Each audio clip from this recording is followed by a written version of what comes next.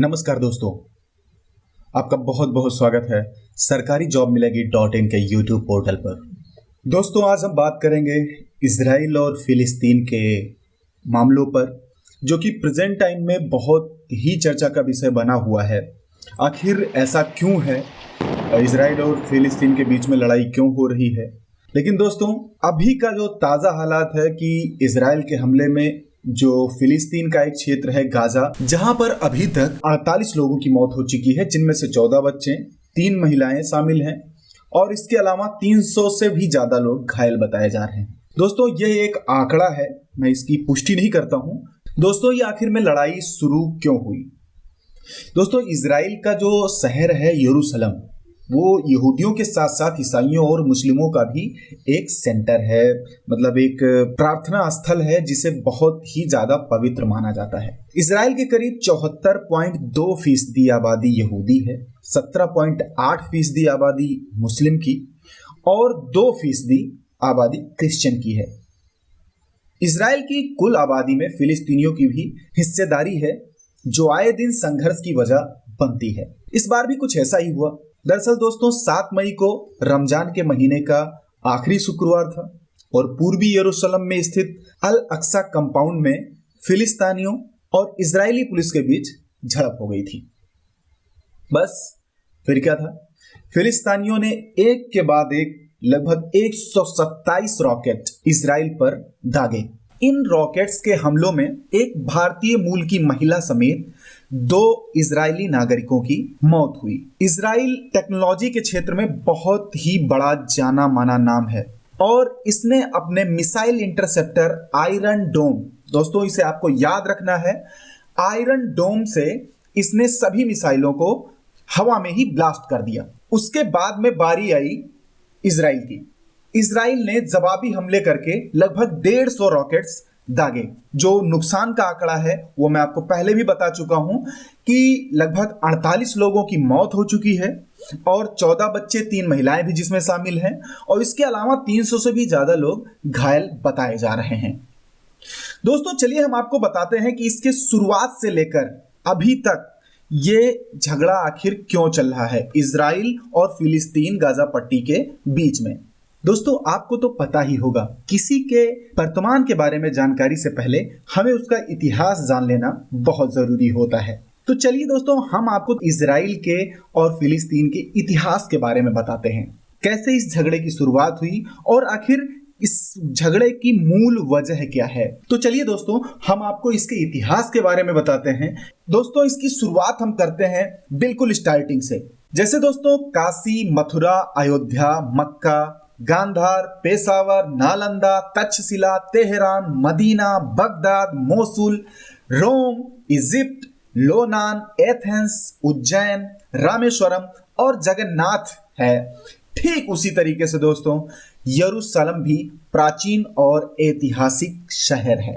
दोस्तों, यह शहर मूल रूप से यहूदियों का शहर है, लेकिन बाद में यह शहर ईसाई और मुस्लिमों के लिए भी पवित्र स्थल बन गया। दोस्तों, यहां पर मुस्लिमों की मस्जिद अल हरम है, जिसे गोल्डन टेम्पल या डोम ऑफ द रॉक कहते हैं। यही पास में अल अक्सा, जिसके लिए अभी विवाद हुआ है, जो मैंने आपको बताया है। इसी के पीछे है पश्चिमी दीवार, जो यहूदियों का सबसे पवित्र स्थल है। इससे 1 किलोमीटर की दूरी पर है ईसाई धर्म का सबसे पवित्र चर्च। दोस्तों, यहूदियों का यहाँ सबसे पवित्र मंदिर था, जिसे 72वीं सदी में जब रोमन का साम्राज्य था यहाँ पर, तो उन्होंने इसे तोड़ दिया था। अब इस मंदिर की सिर्फ एक ही दीवार बची है। कहते हैं दोस्तों कि 947 ईसा पूर्व बना यह सिनेगॉग इतना विशाल था कि इसे देखने में एक आदमी को पूरा का पूरा दिन लग जाता था। लेकिन लड़ाइयों ने इसे ध्वस्त कर दिया। अब इस स्थल को पवित्र परिसर कहा जाता है। माना जाता है कि इसे राजा सुलेमान ने बनवाया था। किलेनुमा 4 दीवारी से घिरे पवित्र परिसर में यहूदियों का ये दोस्तों प्रार्थना स्थल है। इसे जब वो प्रार्थना करने के लिए यहाँ पर जो 4 दीवारी जो है चारों तरफ, इसमें वो प्रार्थना करने के लिए इकट्ठे होते हैं। दोस्तों, इसी परिसर की दीवार है जो कि बहुत ही प्राचीन और भव्य है, जिसको मैंने आपको बताया कि सिर्फ एक ही दीवार यहाँ पर बची हुई है, मतलब सिर्फ एक ही दीवार जो बची हुई है। यहाँ यरूशलेम में दो जगह है, एक ओल्ड सिटी और एक है न्यू सिटी। दोस्तों मध्य पूर्व का यह प्राचीन नगर यहूदी, ईसाई और मुसलमानों का एक संगम स्थल है, एक मिलान शहर है जिसे कह सकते हैं आप। उक्त तीनों धर्मों के लोगों के लिए इसका महत्व है, इसलिए यहाँ पर सभी अपना कब्जा बनाए रखना चाहते हैं। समझ में आया ना? धीरे धीरे समझ में आ रहा है कि जो यहाँ पर यरूशलेम पर जो कब्जा बनाना है वो तीनों की एक फितरत है। सब लोग चाहते हैं कि हमारा कब्जा यरूशलेम पर हो। फिलिस्तीन इसे अपनी राजधानी बनाना चाहता है, जबकि इजराइल इसे अपनी राजधानी बनाना चाहता है। दोस्तों इजराइल का एक हिस्सा है गाजा पट्टी। गाजा पट्टी की वजह से ही जो है इजराइल अभी फिलिस्तीन से लड़ रहा है, या फिलिस्तीन इजराइल से लड़ रहा है, ये भी कह सकते हो। हाँ, एक चीज और मैं आपको बता दूं कि वहां पर एक जगह और है राम अल्लाह, जिसे मतलब जो गाजा पट्टी है और राम अल्लाह, जहां दोस्तों फिलिस्तीनी मुस्लिम लोग रहते हैं और उन्होंने इजराइल से अलग होने के लिए विद्रोह छेड़ रखा है।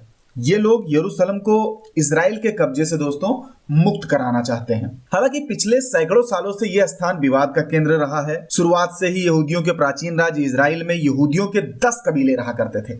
हजरत मूसा जो थे वो इजिप्ट से जा करके कबीलों के साथ यरूशलेम में बस गए थे, क्योंकि यही उनका प्राचीन शहर था। यहूदियों के पवित्र राजा दाऊद और सुलेमान के बाद इस स्थान पर बेबीलोनियों तथा ईसाई तथा ईरानियों का कब्जा रहा। फिर इस्लाम के उदय के बाद बहुत काल तक मुसलमानों ने यहाँ पर राज्य किया। इस दौरान यहूदियों को इस क्षेत्र से कई दफे खदेड़ा गया, मारा गया और यहाँ तक कि उनकी बेटियों को और बहुओं को वहां पर रख लिया गया और उन्हें रेगिस्तान में छोड़ दिया गया। अब हम बात कर लेते हैं दोस्तों क्रूसेड।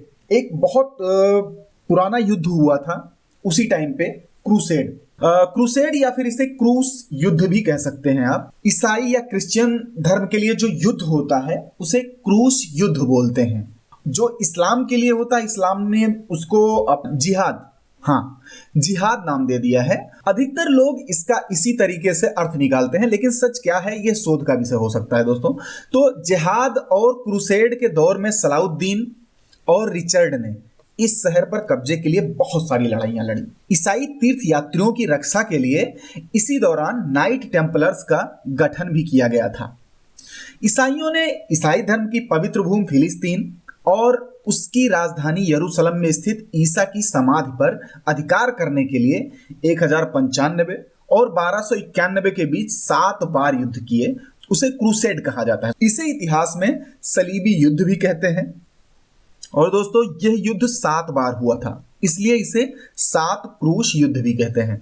उस काल में दोस्तों इस भूमि पर इस्लाम की सेना ने अपना आधिपत्य जमा रखा था। पहला क्रूसेड। अगर 1096 से 1099 में ईसाई फौज यरूशलेम को तबाह करके ईसाई साम्राज्य की स्थापना नहीं करती तो शायद इसे प्रथम धर्म युद्ध नहीं कहा जाता, जबकि यरूशलेम में मुसलमान और यहूदी अपने अपने इलाके में रहते थे। दोस्तों एक जंगी था जिसके नेतृत्व में मुसलमान दशमिक में एकजुट हुए और पहली दफा अरबी भाषा के शब्द जिहाद का इस्तेमाल किया, जबकि उस दौर में इसका अर्थ सिर्फ संघर्ष हुआ करता था। इस्लाम के लिए संघर्ष नहीं, लेकिन इस शब्द को इस्लाम के लिए संघर्ष बना दिया गया, जो कि आज आप देख रहे हैं। जब दूसरी बार युद्ध हुआ 1444 में, दूसरा जब युद्ध हुआ फ्रांस के राजा लुई और जेंगी के गुलाम नूरुद्दीन के बीच हुआ। इसमें ईसाइयों को पराजय का सामना करना पड़ा और 1191 में तीसरे युद्ध की कमान उस काल के पोप ने इंग्लैंड के राजा रिचर्ड प्रथम को सौंप दी, जबकि यरूशलेम पर सलाउद्दीन ने कब्जा अपना बरकरार रखा था। इस युद्ध में भी ईसाइयों को बुरे दिन देखना पड़ा। इन युद्धों ने जहां यहूदियों को दरबदर कर दिया, वहीं ईसाइयों के लिए भी वहां कोई जगह नहीं छोड़ी। मुस्लिम साम्राज्य ही वहां था। लेकिन इस जंग में एक बात की समानता हमेशा बनी रही कि यहूदियों को अपने अस्तित्व को बचाए रखने के लिए अपने देश को छोड़कर लगातार दरबदर रहना पड़ा, जबकि उनका साथ देने के लिए कोई दूसरा नहीं था। वो या तो मुस्लिम शासन के अंतर्गत रहते या ईसाइयों के शासन में रह रहे थे। इसके बाद 11वीं सदी के अंत में शुरू हुई यरूशलेम सहित अन्य इलाकों पर कब्जे के लिए लड़ाई। दोस्तों ये लड़ाई 200 साल तक चलती रही। जबकि इजराइल और अरब के तमाम मुल्कों में ईसाई, यहूदी और मुसलमान अपने अपने इलाकों और धार्मिक वर्चस्व के लिए जंग करते रहे। इस दौर में इस्लाम ने अपनी पूरी की पूरी ताकत भारत में झोंक दी इस्लामियत को फैलाने के लिए। लगभग 600 साल के इस्लामिक शासन में Israel, Iran, Afghanistan, Bharat, Africa आदि सभी मुल्कों में इस्लाम स्थापित हो चुका था। लगातार जंग और दमन के चलते विश्व में इस्लाम एक बड़ी ताकत बन गया था। इस जंग में कई संस्कृतियां और दूसरे धर्म को मिटा चुका था इस्लाम। दोस्तों, 17वीं सदी के शुरुआत में विश्व के उन मुल्कों में से इस्लामिक शासन का अंत शुरू हुआ जहां इस्लाम थोपा जा रहा था, लोगों को जबरदस्ती इस्लाम में कन्वर्ट किया जा रहा था। दोस्तों, वो दौर था अंग्रेजों का, जब मुसलमानों से वो लोग सत्ता छीन रहे थे। ऐसा सिर्फ भारत में ही नहीं हुआ, उसी दौरान अरब राष्ट्रों में पश्चिम के खिलाफ असंतोष पनपा और ईरान तथा सऊदी अरब के नेतृत्व में लोग एकजुट होने लगे। बहुत काल तक दुनिया 4 भागों में बटी रही। एक इस्लामिक शासन, दूसरा चीनी शासन, तीसरा ब्रिटेनी शासन और चौथा जो स्वयं निर्भर थे। फिर दोस्तों 19वीं सदी कई मुल्कों के लिए नए सवेरे की तरह शुरू हुई। कम्युनिस्ट आंदोलन, आज़ादी के आंदोलन चले और सांस्कृतिक संघर्ष बढ़ा। इसके चलते ही 1939 में दोस्तों द्वितीय विश्व युद्ध शुरू हुआ, जिसके अंत ने दुनिया के कई मुल्कों को तोड़ दिया और नए मुल्कों का जन्म हुआ। दोस्तों, द्वितीय विश्व युद्ध में यहूदियों को अपनी खोई हुई जो भूमि इजराइल थी वो वापस मिल गई। यहां दुनिया भर से यहूदी फिर इकट्ठा होने लगे। इसके बाद उन्होंने मुसलमानों को वहां से खदेड़ना शुरू हुआ, जिसके विरोध में फिलिस्तीन इलाके में यासेर अराफत का उदय हुआ।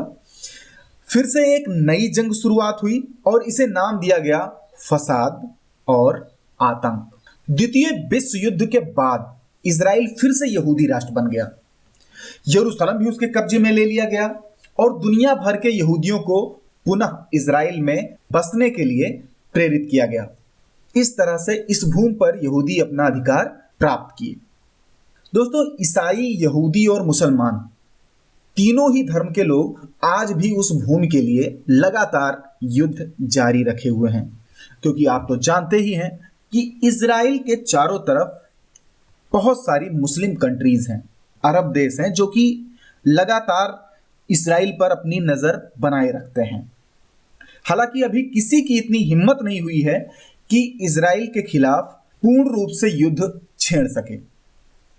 अच्छा दोस्तों, मैं आपको यह भी बताना चाहूंगा कि जो यरूशलेम है उसके बारे में आपका भी जान लेना बहुत आवश्यक है, क्योंकि यरूशलेम ही वो जगह है जिसके लिए आज तरह तरह के युद्ध वहां छिड़ते हैं। दोस्तों, यरूशलेम को इब्रानी में यरूशलेम और अरबी में अल कुद्स कहा जाता है। इसे जेरूशलेम भी कहते हैं। इजराइल के 4 प्रमुख क्षेत्र हैं दोस्तों। नंबर 1 तेल अवीव, जहां पर अभी हमला हुआ है। दूसरा है यरूशलेम और तीसरा है हैफा और चौथा है बियर सेव। दोस्तों, यरूशलेम इजराइल का सबसे बड़ा शहर है और इसे इजराइल की राजधानी बनाए जाने का विवाद चल रहा है। वर्तमान में इजराइल की राजधानी अभी तेल अवीव है। यरूशलेम में लगभग 1204 सिनेगॉग हैं, 158 गिरजा घरें हैं, 73 मस्जिदें हैं और बहुत सी प्राचीन कब्रें हैं। और यहाँ पर दोस्तों 2 म्यूजियम और एक अभयारण्य है। इसके अलावा भी पुराने और नए शहर में देखने के लिए बहुत से दर्शनीय स्थल हैं। यरूशलेम में जो भी धार्मिक स्थल हैं वो सभी बहुत बड़ी सी चौकोर दीवार के आसपास और पहाड़ पर स्थित हैं। दोस्तों, यहाँ का जो माउंट ओलिव्स है, यहाँ पर खड़े होकर के आप सामने यरूशलेम के प्राचीन शहर को देखते हैं तो आप उसके मनोरम और भव्य दृश्य का नजारा देखकर आप मंत्रमुग्ध होकर सोचना ही बंद कर देंगे। ओलिव्स पहाड़ी से सुंदर गुंबद और गुंबदों के पीछे दीवार नजर आती है और 1 वर्ग किलोमीटर की पहाड़ी दीवारों से घिरा हजारों सालों का इतिहास लिए यह शहर दुनिया की आधी से ज्यादा आबादी का आस्था का केंद्र है। यरूशलेम सहित इजराइल के बासिंदे लगभग 75% यहूदी हैं, 15% मुस्लिम हैं और 10% अन्य धर्म को मानते हैं। इसमें ईसाई और आर्मेनियाई भी हैं। यहाँ की आधिकारिक भाषा दोस्तों हिब्रू है, लेकिन अरबी और अंग्रेजी अब ज्यादा बोली जाती है। हिब्रू में लिखी बाइबिल में इस शहर का नाम लगभग 700 बार आता है। यहूदी और ईसाई मानते हैं कि यही धरती का सेंटर है। दोस्तों सुंदर और नक्काशीदार खास चीजों की छोटी दुकान, रोमांचक जायकों की खुशबू फैलाते रेस्टोरेंट, रंग बिरंगे परधानों में लोग, नजारे, ध्वनियां और सुगंधों का मिश्रण किसी को भी इस शहर का दीवाना बना सकती है। यरूशलेम के दोस्तों दो हिस्से हैं, एक है ओल्ड सिटी और दूसरा है द न्यू सिटी। दोस्तों ओल्ड सिटी में प्रवेश करते ही लगता है कि मानो हम पहली सदी में रह रहे हैं। और ओल्ड सिटी में प्रवेश के लिए दोस्तों 8 पुराने गेट हैं, यानी प्राचीन गेट हैं। और गेट का दोस्तों नाम भी है। पहला है जफा गेट, दूसरा जियोन गेट, तीसरा डंग गेट, चौथा गोल्डन गेट, पांचवा लायन गेट, छठा हेरोगेट्स गेट और सातवां दसमक गेट और आठवां है द न्यू गेट। दोस्तों ओल्ड सिटी में स्थित 4 क्वार्टर सभी की निगाहों में आते हैं। यहाँ यहूदी, ईसाई, आर्मेनियाई और मुसलमान रहते हैं। दोस्तों दाऊद के बेटे ही सुलेमान थे, जिन्हें इजराइल का सम्राट माना जाता था। माना जाता है कि सोलोमन टेम्पल का निर्माण 10वीं शताब्दी में हुआ था। मूलतः यह मंदिर हिब्रू यानी यहूदी संप्रदाय से संबंधित है। पवित्र सोलोमन टेम्पल को रोमनों ने नष्ट कर दिया था। उक्त टेम्पल बाइबल में प्रथम प्रार्थनालय के नाम से दर्ज है। 4 दीवारी से घिरे इस भव्य टेम्पल के स्थल पर ही अब यहूदियों के महत्वपूर्ण स्थल टेम्पल माउंट और पश्चिमी दीवार के अलावा अल अक्सा मस्जिद, डोम ऑफ द रॉक और चर्च हैं। हालांकि यह विवाद का विषय और जगह है। दोस्तों आपको तो यह पता लग ही गया होगा कि आखिरकार इजराइल और फिलिस्तीन की लड़ाइयों के पीछे का कारण क्या है। दोस्तों ये लड़ाई अभी भी जारी है। फिलिस्तीन और सभी देशों से इजराइल पर आक्रमण की अपील कर रहा है। इजराइल का कहना है कि अगर कोई देश फिलिस्तीन की तरफ से हमला करता है तो हम उसे भी निस्तो नाबूद कर देंगे। तो देखते हैं दोस्तों ये लड़ाई कहां तक चलती है। क्या ये लड़ाई वाकई में तृतीय विश्व युद्ध की शुरुआत है? ये कहना अभी बहुत जल्दबाजी होगी, लेकिन दोस्तों युद्ध में किसी एक पक्ष का नुकसान नहीं होता है, नुकसान तो दोनों पक्ष का होता है। तो इसलिए ये युद्ध ना ही हो तो ज्यादा बेहतर है। हम लोगों की यही दुआएं हैं। तो दोस्तों अगर हमारा वीडियो आपको जरा सा भी पसंद आया हो तो प्लीज प्लीज प्लीज हमारे इस वीडियो को लाइक करें, हमारे इस चैनल को सब्सक्राइब करें और अपने दोस्तों के साथ शेयर करना बिल्कुल मत भूलें। धन्यवाद।